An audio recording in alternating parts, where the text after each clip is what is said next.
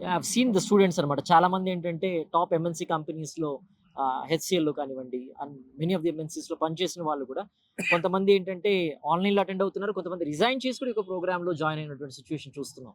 So, as a ఫ్రెషర్‌గా ఎవరైతే graduate complete చేసుంటారో వాళ్ళు కూడా ఉన్నారనమాట. యాహ్! వాళ్ళు ఏమన్నా కొంచెం వే అహెడ్‌గా ఉంటారు. ఎవరైతే వర్కింగ్ ప్రొఫెషనల్స్ ఉంటారో ఇన్ టర్మ్స్ ఆఫ్ అబ్జార్ప్షన్ లెవెల్స్‌లో. ఎవరైతే ఫ్రెష్ గ్రాడ్యుయేట్స్ ఉన్నారో వాళ్ళు on par with working graduates లెవెల్‌లోకి రావడానికి లెవెల్ ప్లేయింగ్ ఫీల్డ్‌కి వచ్చేదానికి మీరు ఎక్స్‌ట్రా మెజర్స్ ఏం ఫెసిలిటేట్ చేస్తారు సార్ స్టూడెంట్స్‌కి?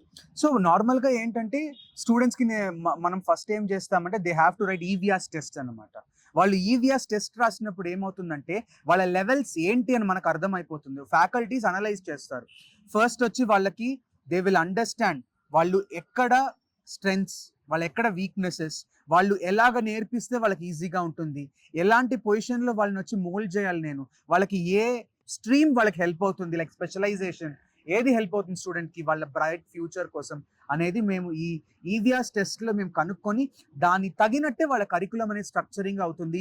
అలాంటి బ్యాచ్‌లోనే వాళ్ళు ఉండడం అనేది జరుగుతుంది. It is a different batch setup what we have kept it.